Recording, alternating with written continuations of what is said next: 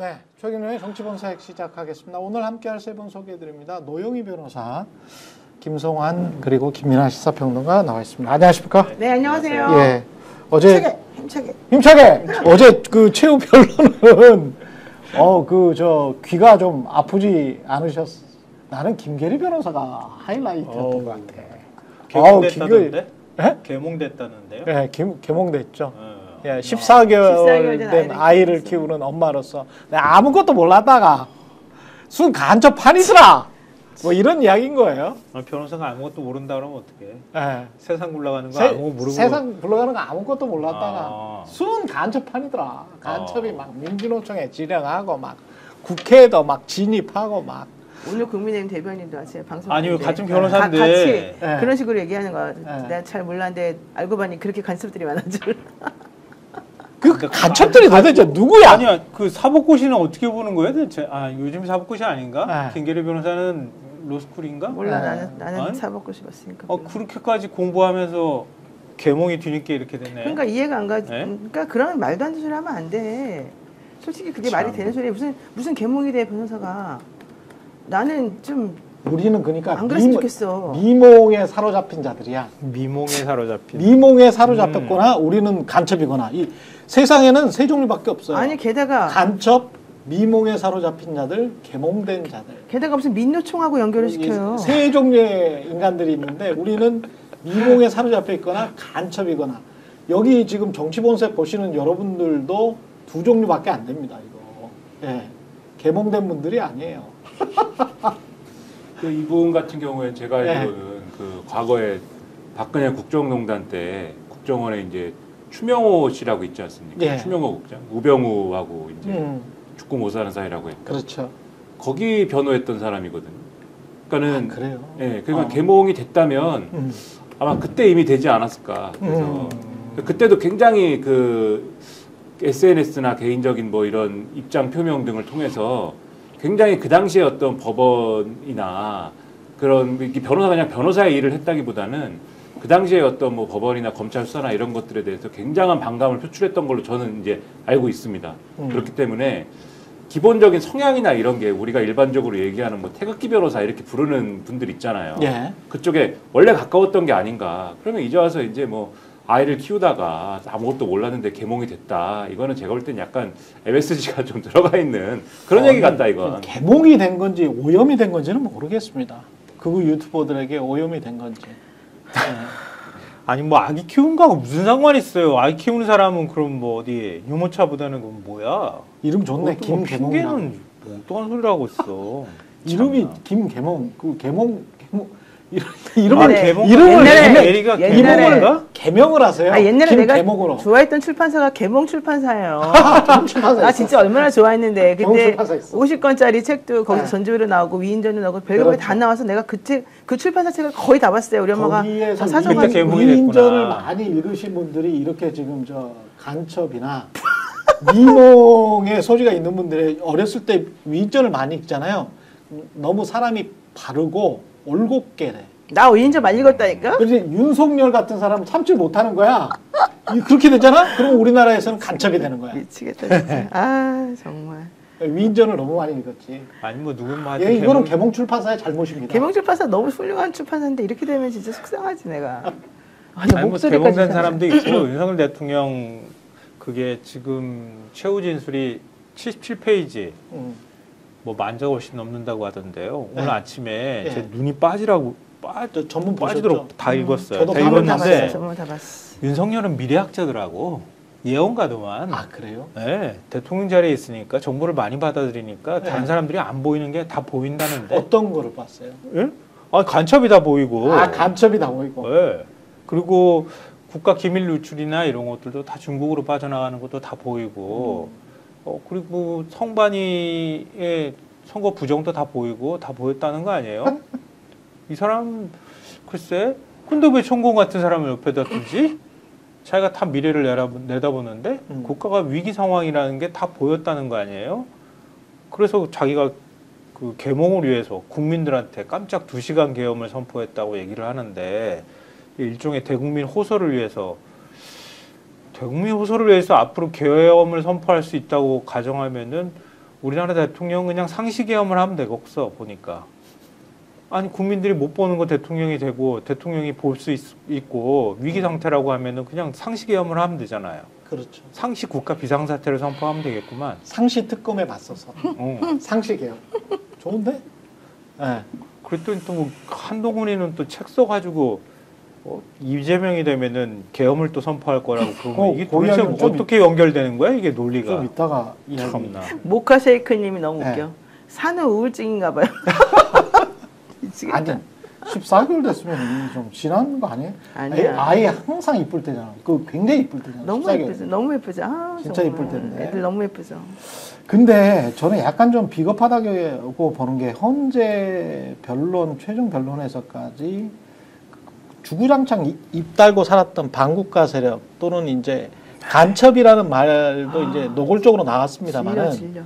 이 간첩과 그들이 아마도 이제 민주당이나 시민단체나 뭐 이런 비판적인 언론사들이나 뭐 이런 걸 텐데 그거를 이렇게 구체적으로 적시를 끝까지 안 하대 윤석열 씨나 그 변호인단은 나는 그게 이 사람들 비겁한 진짜 사람들이지. 비겁하다.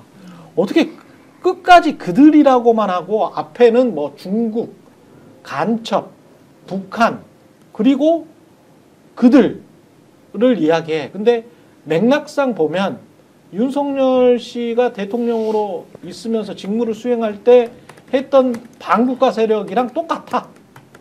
아니 근데 예. 그게 어처구니가 없는 게 앞뒤가 안 맞아요.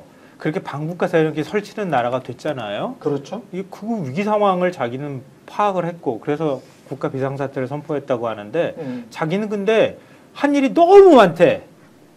그렇지. 뭐 노동, 연금, 그 다음에 교육개혁까지 다 자기는 했대요. 아니 그리고 국가 경제도 엄청 좋았대.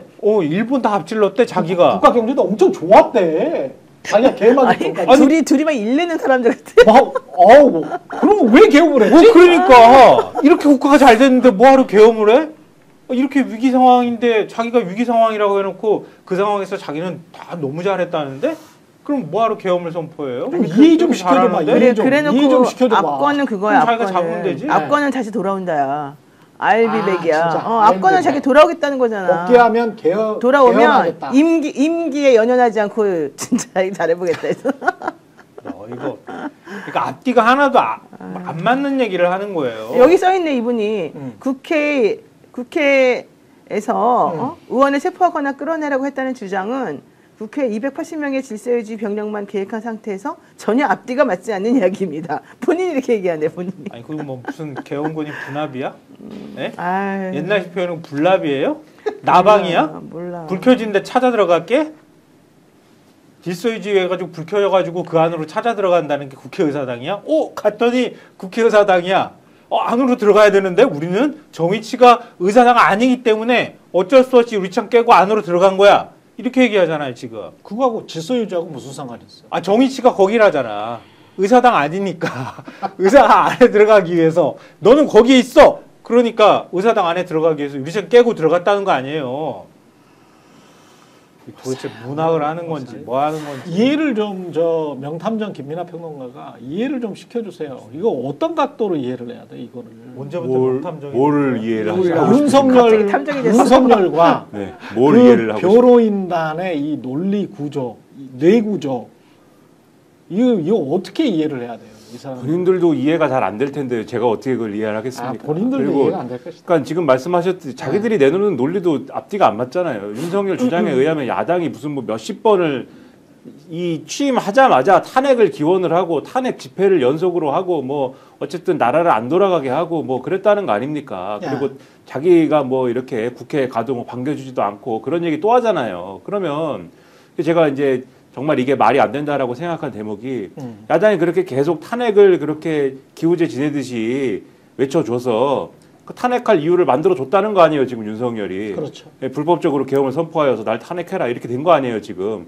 그 왜 그렇게 하죠? 그러니까 이 의문이 풀리지 않잖아요 이 설명을 들어도. 그리고 제왕적 대통령제가 아니고 제왕적 무슨 뭐 야당의 시대이다 이렇게 얘기를 했는데 제왕적 야당이 나는데 누가 총선 지라고 했습니까? 누가 칼 들고 뒤에서 총선 지라고 협박했습니까? 누가 뒤에 칼 들고 런종섭 하라고 했어요? 이종섭 장관, 이종섭 씨를 호주 대사로 보내라고 했습니까? 언제 뭐 누가 무슨 뭐 최상병 사건을 그렇게 뭉개라고 했습니까? 누가 그렇게 시켰습니까? 본인이 한 거잖아요. 본인이 하고 나서 누가 한동훈하고 싸우라고 했어요. 그 총선 치르는데 자기가 다 한 것 때문에 총선에 져놓고서는 누가 기울백 받으라 그랬어? 그러니까요. 자기가 그래놓고선 제왕적 야당이 문제다 이렇게 얘기하는 게 하나도 설명이 안 되지 않습니까? 그래서 이거는 결국은 뭐 본인이 항상 말씀드리는 거지만 계엄 선포한 이유는 따로 있는데 그게 아님을 말하기 위해서 영끌 이제 여러 가지 이유를 갖다 붙여서는 정치 검사가 이제 사실은 기소하지 말아야 될 것을 기소할 때 거짓말로 이제 공소장 써내는 것처럼 예? 이 스토리를 하나의 이제 멋진 스토리를 만들어 가지고 내가 이 사건을 기소해야 될 수밖에 없는 이유를 쓴 거짓말 공소장 같은 거다. 하지만 스토리를 만들어냈지만 세세하게 뜯어보면은 말이 되는 부분은 하나도 없죠. 그리고 이 변호인들도 이 선수경 감독인 윤석열이 이런 방향으로 가고자 하는데 이런 방향으로 갈 것이고 가고 있고 가자고 하는데 뭐 변호인들이 거기서 딱히 다른 얘기를 할 수가 있겠습니까? 거의 제가 이렇게 뜯어보면은 거의 유일하게 그래도 좀 인정에 호소하는 게 정상명 씨예요. 정상명 씨가 제가 아는 성렬이 그렇지 않았어요. 인간적인. 네, 제가 아는 성렬이 착했고 제가 아는 성렬이 대화도 많이 하고 한번 대화를 시작하면 3-4시간은 얘기하는 그것도 문제죠. 근데 사실 3-4시간 얘기하는 것도. 근데 3-4시간은 얘기하는 소통을 많이 하는 아이였어요. 근데 왜 이렇게 된 거야? 근데 야당 때문이야? 뭐라고 얘기했냐면은 네. 이 아이가 참 자유민주주의에 대한 신념도 굳고 네. 참 그랬는데 검사 출신이어서 좀 너무 범죄자들만 상대하고 이렇게 선악구도로 보고 이 죄를 찾고 이런 거에만 익숙하다 보니까 너무 이제 신념을 앞세우다 보니 이러한 무리한 일도 하게 되었는데 이거는 다른 악의가 있어서가 아니라 그러한 신념이 너무 굳세서다. 그러니까 이런 거, 그러니까 이 논리를 잘 뜯어보면은 이게 말이 안 되죠, 당연히. 말도 안 되는 얘기지만. 본인도 검사 출신이고 검찰총장 출신인데 그럼 본인도 대통령 되면 윤석열이랑 똑같이 하겠네. 말이 안 되는 건데 제가 이 말씀을 왜 드리냐면 이게 말이 안 되는 얘기지만 잘 뜯어보면 정상 참작의 논리거든요, 이게. 죄가 없다가 아니고 정상 참작해달라는 얘기 아닙니까? 근데 이 정상명이라는 사람은 어쨌든 다른 변호인들은 다 이게 죄가 안 된다잖아요. 차기한 변호사, 이 차기한 변호사 세상에서 제일 관심 있는 분야가 지정학인데 또 무슨 캐나다의 친중 후보가 몇십 명이 당선이 되고 이런 얘기를 막 하잖아요. 근데 유일하게 정상명만 왜 정상 참작 얘기하느냐? 그나마 정상명은 윤석열 위에 있지 않습니까? 줄에도 봐주고. 그러니까 이 사람만 좀 결이 다른 얘기를 하는 거지. 나머지는 선수경 감독 윤석열 코드에 맞춰가느라 다 이런 말도 안 되는, 뭐 당연히 다 말도 안 되지만 말도 안 되는 쪽으로 다 갈 수밖에 없는 거죠. 네, 제가 어이가 없다고 생각한 게 아까 경제 얘기했잖아요. 일본을 우리가 앞질렀다고 얘기하잖아요. 나 대한민국 경제 성장률이 윤석열 들어서고 난 다음에 1.4, 1.6, 올해는 어제 보도 보면 또 내렸어. 아시겠지만 1.5. 전망치가 1.5야. 1.5는 이거 후하게 매긴 거거든요. 제가 볼 때 1%대 초반이 될 가능성이 높아요. 그렇죠. 외환위기 때보다 더 안 좋은 거예요. 사실은 어떻게 보면 1점대 3년 연속 성장하면서 우리 일본 앞질렀습니다. 이렇게 얘기하면 어떡하자는 얘기지? 일본만 앞지르면 우리가 경제가 확 피는 건가? 그것도 많이 앞뒤가 안 맞는 얘기고요. 또 하나 또 제가 읽으면서 피식 웃었던 게 뭐냐면 30번 열었던 전국 순회 민생 토론회 진정한 국민 통합을 위해서 자기가 한 거래요. 그게 뻥카 날리고 총선 맞춰가지고 선거용으로 민생 토론을 했다는 게 온 국민이 다 아는데 그걸 진정한 국민 통합을 위해서 자기가 민생 토론회를 연거라네요. 참 구차해가지고 진짜 할 말이 없다. 오늘까지만 윤석열 씨 얼굴을 봅시다. 오늘까지만 싱크가 준비되어 있다고 하니까요. 윤석열 씨가 뭐라고 했는지 직접 한번 육성으로 들어보시죠. 12.3 비상계엄 선포는 이 나라가 지금 망국적 위기 상황에 처해 있음을 선언하는 것이고 주권자인 국민들께서 상황을 직시하고 이를 극복하는 데 함께 나서달라는 절박한 호소입니다. 단여 임기에 연연해하지 않고 개헌과 정치개혁을 마지막 사명으로 생각하여 87 체제 개선에 최선을 다하고 싶습니다. 개헌과 정치개혁 과정에서 국민 통합을 이루는 데도 노력을 다할 것입니다. 나가는 게 통합이 빠를 것 같고요. 저 사람의 말은 거짓말이 너무 많기 때문에 그동안에 거짓말 너무 많잖아요. 명태균 관련해서도 나중에 조금 이야기할지 모르겠습니다만은 순 거짓말했잖아. 순 공관위원장이 그때는 정진석인 줄 알았어요. 뭐 이러면서 이렇게 거짓말 했다가 2024년 지난해 11월 7일이었죠. 전화 잘만 했더만 2년 반 전에는 전화해가지고 그 공관위원장이 윤상현이니까 상현이니까 내가 전화할게 뭐 이랬더만요. 부진이 지금 뭐 따라한 거야? 따라한 거야. 흉내낸 거야? 따라한 거야. 아유 진짜 성대모사를 하시려면 한번 해주세요. 네? 아니 근데 제가 성대모사를 전문가는 아니니까. 아니 그래도 나보다 못하지만. 훨씬 전문가잖아. 그러니까 약간 그러니까 그 이야기. 까먹었어. 정진석 그 해봐 좀 제발. 아니 근데 이제 이거 잘하려면은 네. 제스처도 약간 제스처. 이렇게 약간 해주세요. 조절을 하면서 해주세요. 제가 이 공관위원장은 정진석인 줄 알았는데 아니 근데 제가 이제 이게 윤상현이한테 전화를 했으니까 여러분은 좀 이걸 안심을 하시고 안심을 하고 좀 기다려 보시기 바랍니다. 이렇게 중간에 이런 거를 섞어서 잘해. 잘해. 이런 걸 잘해. 섞어야 훨씬 돼요. 낫다. 훨씬 훨씬 이렇게 재주가 있네. 재주가 있다니까. 탐정하지 재주가 말고 그런 거 해. 그리고 이제 변호인단들은 뭐라고 했는지 이것도 하이라이트가 준비되어 있는 것 같아요. 예, 변호인단 김계리 변호사 나오겠죠. 예, 김계리 변호사 화이팅. 예. 그 누구도 다른 해법으로 대통령을 설득하지 못했습니다. 헌법을 수호할 책무를 진다. 대통령이 비상계엄을 결심한 이유입니다. 저는 계몽되었습니다. 임신과 출산과 육아를 하느라 몰랐던 민주당이 저지른 폐악을 일당 독재의 파쇼 행위를 확인하고 화재의 경보를 울려서라도 알리고 그 배를 구하고자 했던 선장의 충정이었고 정당한 행위였습니다. 책무였고 충정이었고 계몽이었네. 이들을 어떻게 하냐. 아니 근데 꼭 대국민호소는 계엄을 통해야지 할 수 있는 거예요? 그런가 봐요. 국민 앞에 나서서 대국민호소 하면 되잖아. 아니 근데 우리를 왜 그동안에 할 기회가 얼마나 많았어. 우리를 왜 엉뚱한 얘기만 개몽하려고 했잖아. 그러는 거야 도대체? 우리가 뭐가 개몽이 안 돼 있대. 아는 것도 별로 많지도 않아. 그 드문드문 띄엄띄엄 알고 미치겠어. 순 거짓말이나 하고 아니 그 동해 뭐였죠? 대왕고래 아니 내가 대왕고래. 어제 제일 열받았던 게 그 대왕고래? 변호인이 민주당이 예산을 전부 다 삭감했다 지내 맘대로 이러면서 대왕거래 얘기를 하는 거예요. 아무리 그래도 그건 빼야 되는 거 아니야? 지금 이 그게 상황에서? 그러니까 자기들 스스로가 정부 스스로가 인정했던 건데 아휴. 정무적 판단에 끼어 있다고. 네. 그 대통령 얘기를 감히 언급을 못 하니까 그런 식으로 애둘러서 표현한 건데 사실 우리는 그런 의도가 아니었어요. 대통령이 덜렁 들고 가가지고 자기가 해버린 거예요. 우린 그렇게 발표할 생각이 없었어요. 그 오히려 장관이나 아니면은 뭐 석유공사 사장쯤이 얘기해야 될 거를 대통령이 가져가서 얘기하는 바람에 일이 다 그렇지. 꼬였어요. 이렇게 얘기하는 거 아니에요. 그렇죠.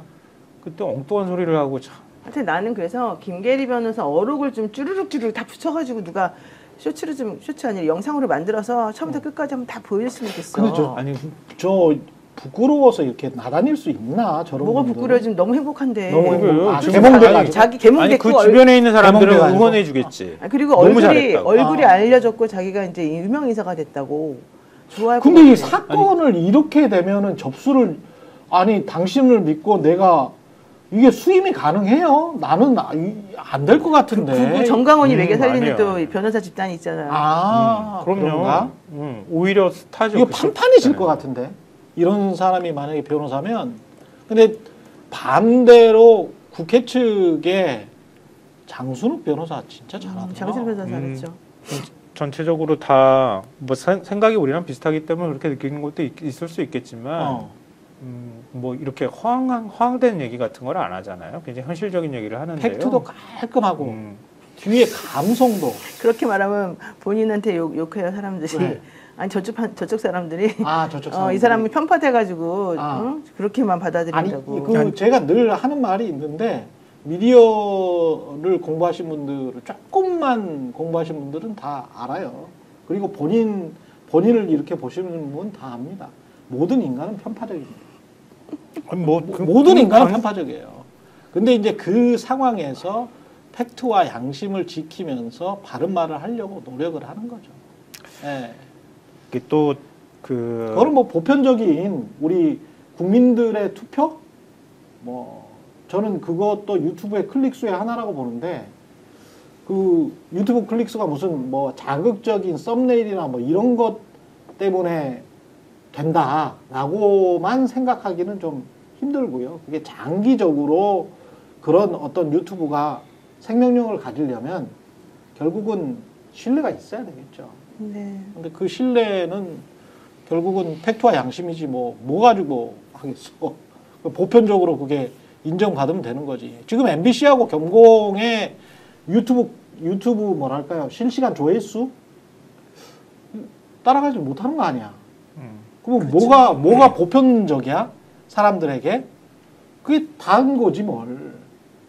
한쪽이 7이고 한쪽이 3인데 그거를 5대 5라고 말하는 것이 왜곡 아닙니까? 그런 말씀을 드리는 거예요. 네. 트럼프는 좋겠어요. 여기서 대한민국에서 계엄 선포하면서 트럼프 대통령 국가 비상사태를 인용했더라고. 국가 비상사태 선포하고 군을 투입해서 이민자 맞고 마약 카르텔 부수려고 했던 거를 자기의 계엄에 어떤 합리화하는 근거로 지금 얘기를 하고 있는 것 같은데. 예. 글쎄요. 자기는 트럼프 같은 사람이라고 생각하는 모양인데. 예. 그럼 미국으로 가시지 뭐. 아니, 트럼프가 군을 동원해서 의회를 마비시킨 것도 아니지 않습니까? 그리고 그런데 지금 트럼프가 그리고 주장한 이제 긴급 조치를 하겠다라고 한 것과, 그러니까 이게 그러한 이제 주장의 어떤 실린 이제 비상 조치를 얘기하는 것과, 그래서 그 미국 법 체계에서 얘기하는 그 비상 조치하고, 그 다음에 지금 윤석열이 이 계엄법하고 그 다음에 헌법상에 있는 권한을 자기가 사용하는 거하고, 그래서 엄격한 어떤 여러 가지 요건이 붙어 있는 거하고 같지가 않거든요. 근데 이걸 갖다 붙여가지고 트럼프도 하지 않느냐 이렇게 주장을 하고 있는 것이고, 그 다음에 트럼프가 이제 셀프 사면하고 뭐 이런 거에 대해서 대법원이 인정을 해주는 게 있지 않습니까? 이 미국의 경우에는. 예. 근데 그런 거를 또 들어가지고 나도 이렇게 계엄 선포하고 이런 것에 대해서 다소간에 이제 무리가 있더라도 이거는 이제 기각이 돼야 되는 사유가 있는데 그것을 이 미국의 사례를 보면 알 수 있다 또 이렇게 갖다 붙였거든요. 근데 그것도 미국의 법 체계에서, 그리고 트럼프의 사례에서 미국의 법 체계 안에서의 트럼프 사례에 적용되는 사례이지, 지금 여기는 한국인데 그렇죠. 한국의 헌법재판소한테 미국은 이렇습니다라고 말해봐야 그게 무슨 소용이 있습니까? 미국의 헌법재판소가 있습니까? 거기는 대법원 종신직 대법관이 판단을 하는데. 아니면 법을 바꾸시든지 미국 법으로. 미국은 또 불문법이어서 우리처럼 성문법도 아니고 다 대법원 판례 위주의 그런 법률 체계를 가지고 있기 때문에 미국으로 보내드리든가 아니면은 대왕거래 가가지고 석유 캐는데 노역을 계속 할 수 있게 해주던가. 그렇게 석유를 캐게 해주는 거죠. 노동. 예. 노역 아니 신성한 노동. 감옥에 가가지고 노역하면 되는 거예요. 그거 괜찮아. 괜찮은 거네. 예. 그래가지고 노다지다 뭐 이렇게 해주면 되지. 나올 때까지. 그렇지. 경제성 그런 해법은 저 같은 이제 극단적인 좌파들이 좋아하는 해법인데 그게. 이제 본인의 정체성을 정확히 잡아서. 아니 저는 항상 주장했습니다. 좌파가 있다면 미치겠다. 나만 좌파다. 네. 그렇기는 해. 다른 사람들한테 좌파라 하지 마라. 그렇지. 제발 나 좀 보호해줘. 우리 좀 보호 좀 해줘 진짜. 김민하 평론가한테는 권력을 주면 안 되겠네. 저만 좌파입니다. 왜? 다 노역시킬 것 같아가지고. 노역시켜. 다 노역을 시킨 것 같아. 이 지금 탄핵을 가를 뭐 5대 쟁점은 뭐 이런 식으로 이제 JTBC뿐만이 아니고 뭐 최근 뭐 1, 2주 동안에 계속 이게 나오는데 쟁점이라고 뭐 말할 것도 저는 없을 것 같은데 변호사님 생각은 어떠세요? 어차피 이거 되는 거 아니야. 탄핵. 당연히 다 되겠죠 이제. 예. 그리고 지금 탄핵이 5가지 사유가 지금 되게 중요한 쟁점들이에요. 예. 그 5가지가 뭐냐면은 현실적으로 지금 현재 이 국무회의와 같은 그런 절차적인 문제 있었었느냐. 그다음에 국회의원들 그 포고령에서 국회 보고 활동 못하게 해놓은 그 부분들이 정치활동 예, 금지. 맞느냐 안 맞느냐. 예. 그다음에 현실적으로 국회에서 의원들 체포하라고 했느냐 안 했느냐, 체포. 뭐 의원 끌어내라고 했냐 안 했느냐, 예. 뭐 이제 이런 식으로 한 5개 정도 되잖아요. 성관이 군인 군인 투입하고 그다음에 이제 자기네 또 판사 사람들 막 체포하라고 한 거. 다 이제 체포하라고 들어가서 그렇죠. 왔다. 이런 모든 것들이 다 이제 쟁점을 정리해보면 5가지 정도 되는데 문제는 이 중에 한 개만 인정이 돼도 탄핵이라는 거예요. 그렇지. 이게 그만큼 탄핵이라고 하는 중대하다? 거는 헌법을 위반했냐 안 위반했냐는 거거든요. 근데 실질적으로 이 5가지가 매우 중대한 헌법에 있는 요건들이었는데 그중에 한 개만 문제가 돼도 탄핵이에요. 지난번에 노무현 대통령 때도 열린우리당 잘 됐으면 좋겠어 이 한마디 했다가 정치적 중립성 위반이니 어쩌니 해가지고 탄핵 소추까지 올라간 거였었잖아요. 예. 그 한 가지로. 이 사람은 5가지인데 마찬가지인 거예요. 이 중에 하나만 돼도 무조건 탄핵인 거예요. 그러면 여기서 제일 간단하고 내가 맨날 주장하지만 제일 심플한 게 뭐예요? 헌법 82조 위반이냐 아니냐. 그게 국무회의 있었냐 없었냐. 예. 부서 했냐 안 했냐 이거잖아요. 그렇죠. 그러니까 그걸 누가 다 진술하고 있어요? 한덕수가 진술. 한덕수 이하의 수많은 국무위원들이 전부 다 똑같은 말 하고 있잖아요. 김용현 빼놓고. 게다가 김용현은 더 웃겨. 3명이나 찬성했어요. 이건 더 나쁜 거잖아요. 근데 어쨌든 중요한 건 부서 안 했다는 거잖아요. 그걸 제대로 국무회의라고 할 수도 없고 그리고 가장 토론을 활발하게 한 날이었다. 이런 얘기 하는데 이 대통령은 뭐라 그래요? 이거 간담회 아니었고 국무회의였다. 이렇게 얘기했는데 자기 혼자만 주장하고 있는 거고요. 그 포고래 같은 거 다 나눠줬었다. 뭐 이런 얘기까지 다 하잖아요. 이거는 누가 봐도 빼박이에요. 다른 거 다 볼 필요도 사실은 없어요. 게다가 국회 들어가서 사람 요원인지 인원인지 뭐 의원인지 끌어내라고 했다는 건 뭐 누구보다 다 많은 사람들이 얘기하고 있고 게다가 포고량만 보면 딱 나오잖아요. 국회의원들 하지 말라고 나오잖아. 그럼 이게 탄핵이 안 되면 나는 헌재 재판관들이 미친 거라고 보는 거죠. 그렇죠. 그러니까 이 사람은 그냥 다 합리화예요. 그래서 내가 볼 때는 합리화가 정반대로 합리화를 시키는 거야. 뭐 예를 들면은 군이 가가지고 민간인하고 충돌했는데 군이 더 많이 다쳤고 뭐 군은 그냥 질서 유지를 해서 갔고 뭐 이런 얘기를 쭉 하면서 대국민 호소라는 증거는 군이 들어가가지고 우리 군이 50만 군이 이런 거 시킨다고 이거 따르겠냐 이렇게 얘기를 해요. 그러니까 애초에 안 따를 거기 때문에 안 따를 걸 가정하고 계엄을 선포했다고 또 거꾸로 근거를 갖다 대. 예. 말도 안 되는 주장을 하고 있고 계엄군은 실제 국회 투입된 게 280명밖에 안 된다고 얘기를 하는데 국회 안에 들어가 있는 사람은 수천이다. 어떻게 280명으로 수천 명을 체포하고 끌어내고 할 수가 있냐. 국회의원까지 해가지고. 이렇게 합리화하는 거예요. 수방사 1경비단장이 얘기하잖아요. 담 넘어가라고 하는 거, 못 넘어가겠습니다. 이거 못 하겠네요. 이렇게 오히려 대대급, 그러니까 그 대령급, 영관급 지휘관들이 그렇게 얘기를 했다고 얘기를 하잖아요. 방첩사 가가지고 성관이 접수해. 그리고 투입하려고 하니까 법무실장이 안 되는데요.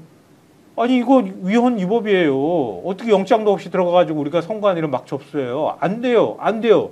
그렇게 해가지고 못 간 거 아니에요. 그렇죠. 오히려 군이 현명해가지고 안 한 거를 애초에 자기가 현명한 군인들이기 때문에 안 시킨 겁니다. 이렇게 지금 포장을 하고 있잖아요. 그렇죠. 전부 다. 예. 말도 안 되는 얘기를 하고 있는 거예요. 지금 처음부터 끝까지 다 이런 논리야.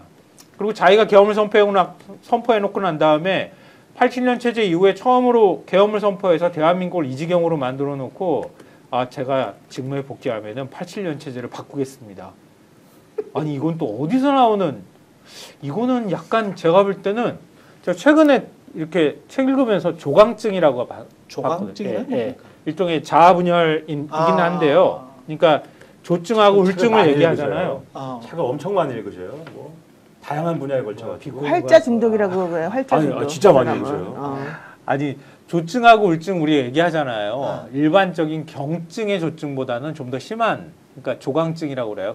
그래요? 근데 이런 사람들은 조와 울이 뭐 왔다 갔다 하거든요. 너무 커, 또. 그러면서 자아분열이 막 일어나. 약간 그 지경까지 간 거 아닌가 지킬 박사와 하이드시. 뭐 그렇죠, 그렇죠. 그런 스타일이고. 갑자기 미친 사람처럼 막 흥분했다가 흥분해가지고 막 뭔가를 하다가 갑자기 톡 풀이 죽어가지고 무기력증에 빠졌다가 이걸 반복하는 거야. 이 양반은 지킬 박사와 하이드시에서 지킬 박사일 때가 뭔가 계란말이 할 때인가?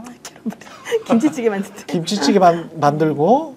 그러니까 막 흥분해가지고 막 소맥 계속 먹고 뭐 이럴 때. 네. 이럴 때는 조금 이제 괜찮은 아저씨. 그러다가 먹다가 막 흥분해가지고 자기가 자기의 막 업이 돼가지고 막 다 쓸어버려. 다 쓸어버려. 그러는 거지. 아휴. 그리고 캐딜락 얘기도 좀 해요. 캐딜락이 뭐? 나는 깜짝 놀랐어요. 윤건영 의원이 왔다 갔다 할 때? 윤건영 의원이 얘기한 건데 네.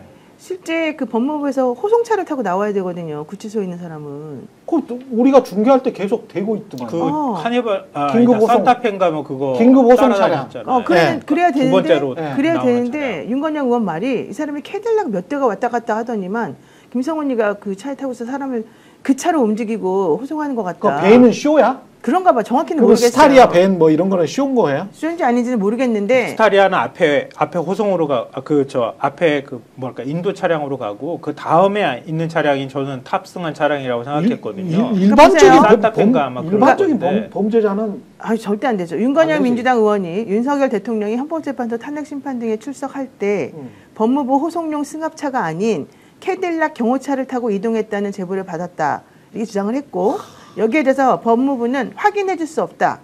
그러면 탄 거네.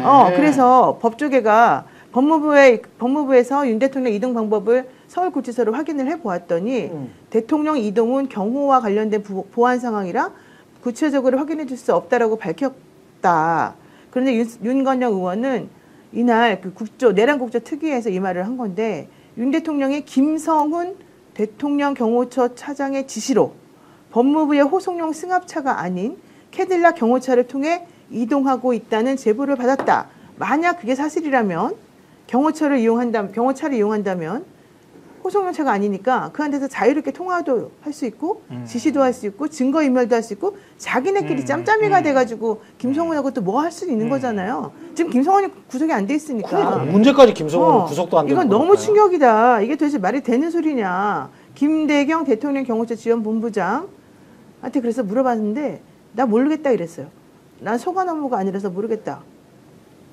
그러니까 윤건영 의원이 지금 말씀하신 대로 법무부 교정본부하고 경호처의 이제 김성훈 차장하고 협의하에 이렇게 하기로 했다라고 이제 하는 제보를 받았다고 얘기를 하는 거예요. 예. 그러니까 법무부 교정본부가 사실은 이 범죄를 저질러 갖고 이제 구속돼 있거나 이런 사람들은 재판에 가야 된다거나 뭐 이런 과정에 당연히 호송차에 태워가지고 엄중하게 감시를 한 상태에서 다른 짓 못하게 하기 위해서 호송차에 태우는 거 아닙니까? 예. 근데 이 사람은 현직 대통령이기 때문에 경호를 받아야 됩니다. 라고 경호처가 주장을 해가지고 교정본부한테 이 사람은 특별한 어떤 뭔가를 받아야 됩니다. 라고 주장한 걸 관철시켜가지고 경호 차량에 태운다는 건데 그러면은 여기서부터는 경호처의 관리 사항이 되겠죠. 그렇죠. 교정본부의 손을 떠나서 그러면은 윤건영 의원 말대로 이 경호 차량 안에서 무슨 일이 일어나는지는 경호처만 아는 거 아닙니까? 그러면 이제 상상의 나래를 좀 펼쳐서 그러면은 윤석열이 헌법재판소 탄핵 심판이 나오는 날은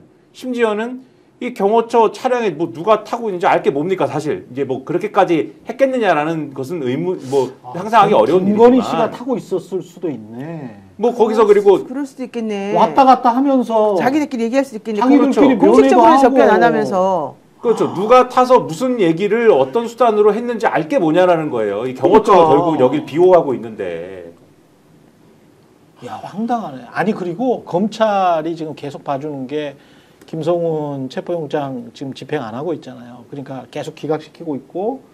근데 그 전에 뉴스 어젠가 그젠가 뉴스에 그런 게 있었어요. 김용현 비하폰도 12월 11일인가 12일인가에 단일 출석하기 전에 바로 직전까지 썼다는 거 아니에요? 썼다가 그거를 반납을 했고 그 반납을 했는데 그게 봉인이 돼 있더라고. 그러니까 저는 서버만 생각을 했는데 서버는 뭐 이틀 만에 계속 삭제를 한다며요. 근데 이 비아폰의 문자 내역이랄지 통화 내역은 남아있겠더만. 네, 남아있대요. 남아있겠더만. 그러니까 김용현은 그러니까 비아폰을 반납하면 봉인을 하잖아요. 그럼 검찰이 제일 걱정스러운 거는 김용현의 비아폰뿐만이 아니고 이진동도 받았잖아. 대검사장 이진동도 받았잖아. 네. 심우정이 받았는지 안 받았는지 모르잖아, 우리.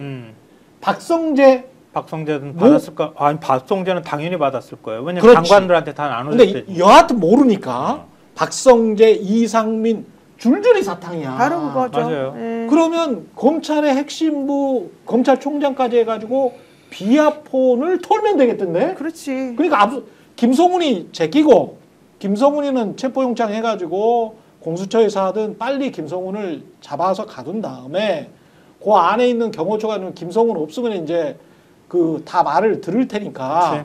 그럼 압수수색을 하면 서버가 없다고 하더라도 각각의 단말기인 휴대폰을 통해서 뭐 그냥 다 빼낼 수 있겠더만요. 그치. 그러면 몇 시에 문자 보내고 뭐 이거는 뭐 또 남아 있을 수 있잖아요. 그렇죠. 충분히. 네. 그러니까 지금 우리가 의심하고 있는 게 나중에 가면 아마 드러날 가능성이 매우 높다고 보는데요. 그렇죠.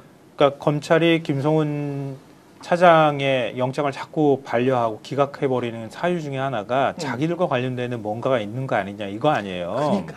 그럴 가능성이 저는 매우 높다고 봐요. 그리고 다른 차원으로 보더라도 지금 명태균 수사 제대로 안 해왔던 것도 역시 마찬가지고 그리고 박근혜 때랑 비교를 하면 박근혜 탄핵 국면에서는 검찰이 사실은 무섭게 덤볐어요. 그렇죠. 초기에 수사하겠다고. 그다가 특검으로 넘어간 거란 말이에요. 그렇죠. 특검이 그래가지고 털었던 거예요.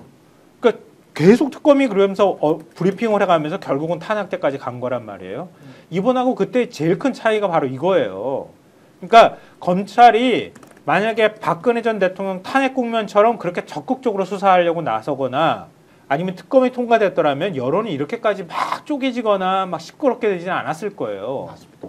반발하는 사람들이 명분이 없잖아. 그렇죠, 그렇죠. 근데 그거에 일정하게 검찰이 그래서 검찰 조직 검사 정권이라고 하는 게 그래서 나온 거예요. 그렇습니다. 지 검찰 출신이라고 하는 손이 팔이 안으로 굽는다고 하는 게 여기서도 드러나는 거야. 그 검찰 출신인 한동훈이 지금 이제 나는 근데 한동훈 책 있잖아요. 책을 뭐 보지는 못했는데 얼마나 웃긴 줄 알아요? 나도 신청해서 내일 받기로 했어요. 아, 진짜요? 네, 내가 정확히 봐야 되겠어요. 왜냐하면 무슨 말을 하는지가 되게 궁금하고 내가 여기서 포인트 잡는 건 이거예요. 지금 현재 한동훈은 자기가 윤석열 씨하고 이제 사람이 다르다. 그렇지. 나는 저 사람하고는 다른 사람이 날 찍어줘라 이제 이 말을 하고 싶은 거잖아요. 그러니까 검사 양력도 사실은 빼놓고 이제 아닌 척 하고 있는 거잖아요. 그 이야기 하려고. 근데 더 중요한 건 뭐냐면 이 사람이 2024년 1월 달과 2월 달 이때 김건희의 문자를 익십하는 그때가 이제 저는 포인트였다고 터닝 포인트였다고 보는데 그럼 그 전까지는 어땠냐? 그 전까지는 윤석열하고 한 몸이었어요.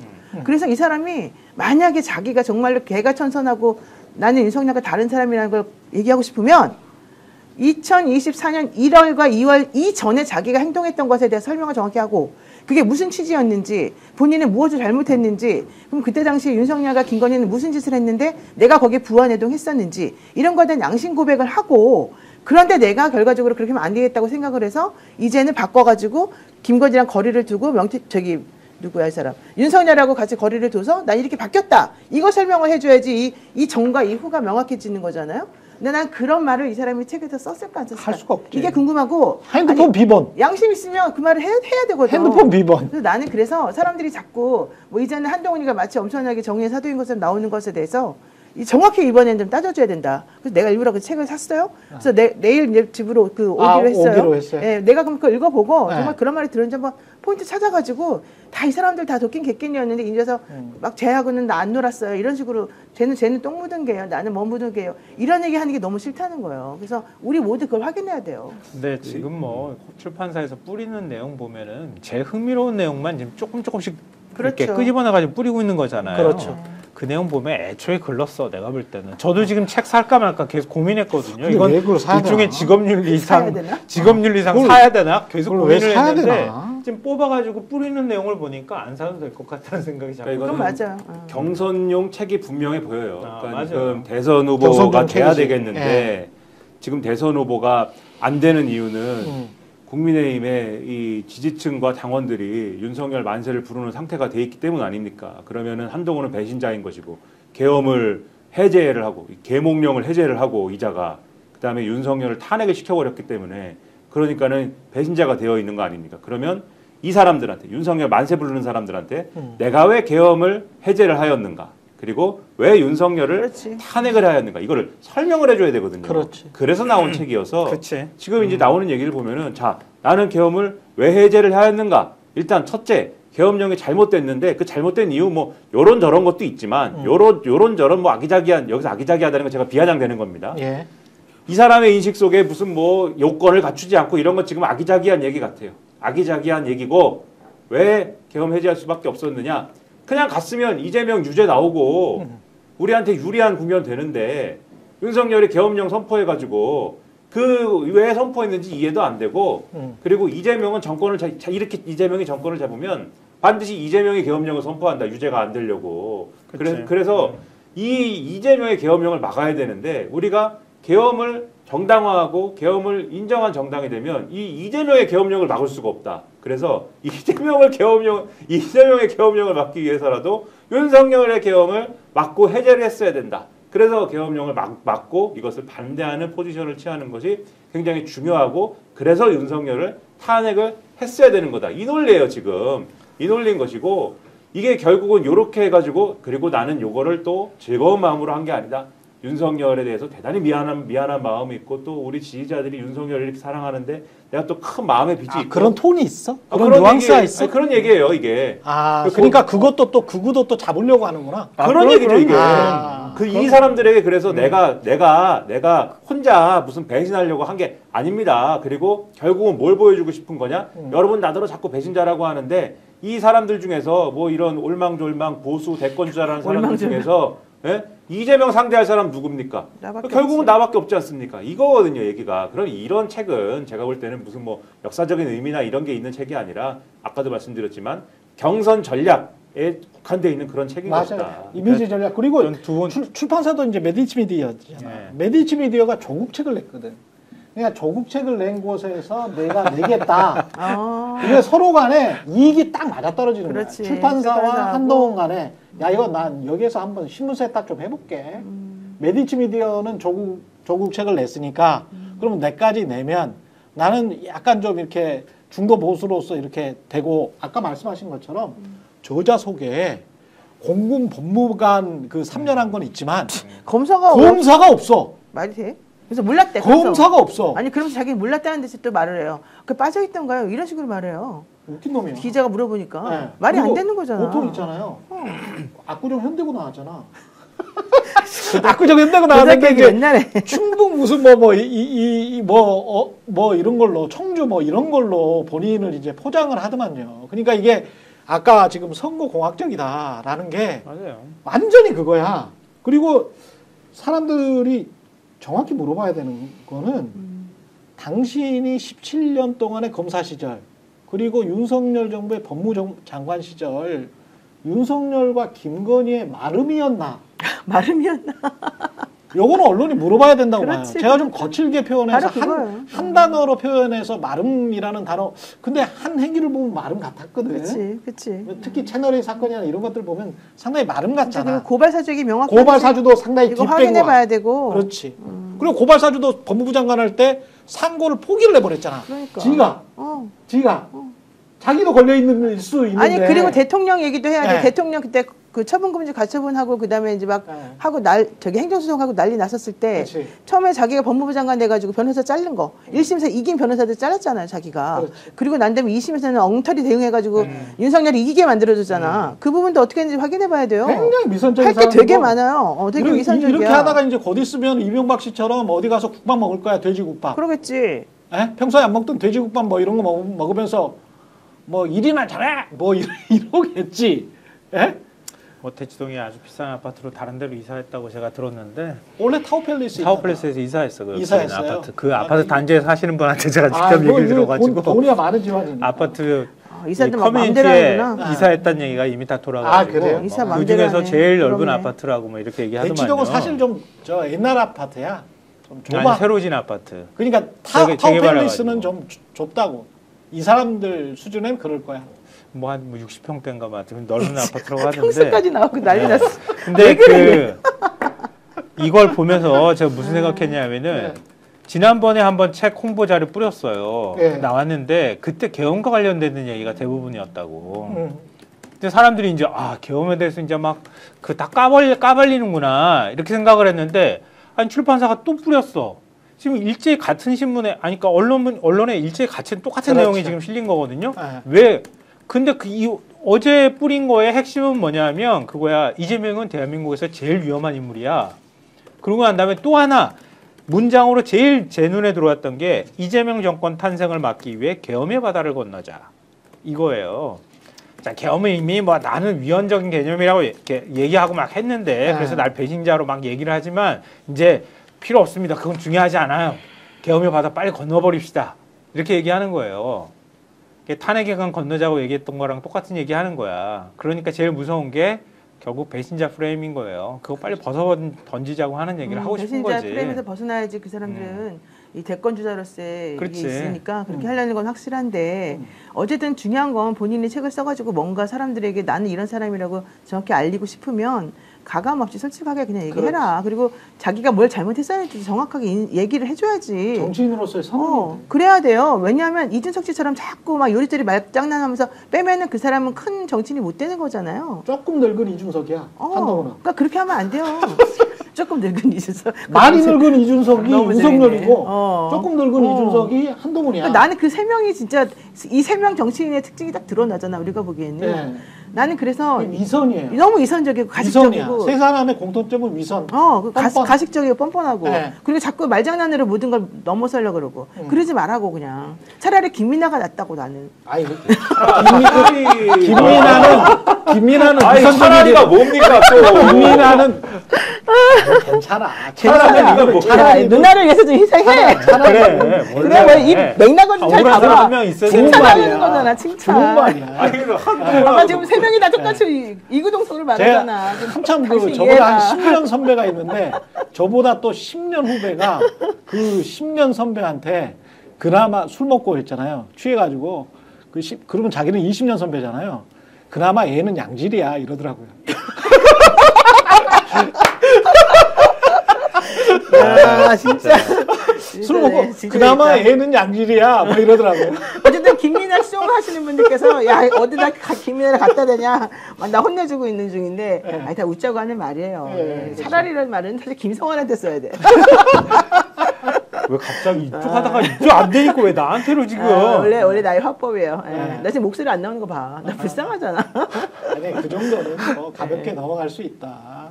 차라리 그나마 얘가 양질이다. 20년 후배가 그런 소리 들어봐요. MJK님 노영이 무례하다 그러는데 아이 웃자고 한 얘기야. 너 뭐 이런 걸 못 받아들여요. 미안해요.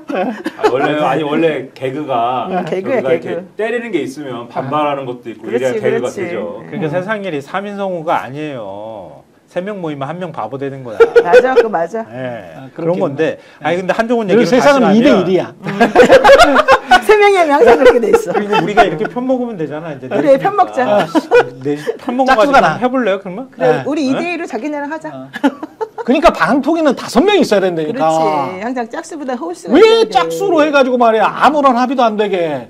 이건 왠지 배신감 느끼는데 이렇게 동갑내기로 이렇게 끊어도 되는데 왜 이렇게 안 하고 이렇게 아니, 끊지? 가깝잖아 거리가. 뭘 어떻게 하냐고. 우리들이 할까 그러면? 우리들이 편 먹어?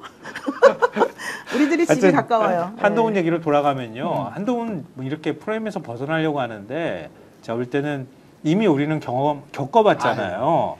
근데 저는 그래도 뭔가 헌정을 물랑케 하려고 하는 세력하고 좀 다른 차원의 선을 긋는 것들을 해주길 바라는 마음이 있었거든요. 근데 지금 책 뿌리는 거나 이렇게 지금 미리 언론 플레이 하는 거 보면은 그런 마음이 별로 없어 보여. 이전에 김건희 특검법이나 최상면 특검법 때 보였던 그 애매모호한 태도를 또 취하려고 하는 것 같아. 그게 벌써 좀 실망감이 들고요. 물론 뭐 별로 기대는 하진 않았지만 그리고 복귀한다 하더라도 언론이 그러면 질문 안 할 거예요? 질문 아마 계속 할 거예요. 계속 인터뷰해야 되거든요. 질문할 때마다 이전에 보였던 화법 그대로 나올 가능성이 굉장히 높아 보여. 또 뱅뱅 둘러가면서 이 모든 책임은 이재명한테 있고 윤석열도 내가 이재명이 저렇게 있는 거에 비하면 나도 심정적으로 공감이 되는데 근데 계엄은 정당하지 않았다. 요런 식의 톤으로 계속 끊임없이 반복하면서 얘기할 거야. 그러니까 이재명은 절대 안 돼. 정권 넘겨주면 안 되는 거야. 그러니까 우리 보수는 계엄의 바다를 건너가고 이재명 떨어뜨리는데 우리는 모든 걸 진력해야 되고 내가 그건 할 수 있어. 이런 식의 논리들을 계속 끊임없이 얘기할 가능성이 많아 보여. 그렇죠. 뭐 그리고 기존 생각하고 벗어나지 않잖아. 7, 8분 남았으니까 광고는 마지막에 하도록 하고요. 좀 오늘 중요한 이야기가 사실은 주진우 기자가 계속 특종을 하고 있는데 굉장히 조선일보에 그 녹취를 보냈대잖아요. 그렇지. 그게 중요해요. 그거 굉장히 중요해. 왜 하필 조선일보에?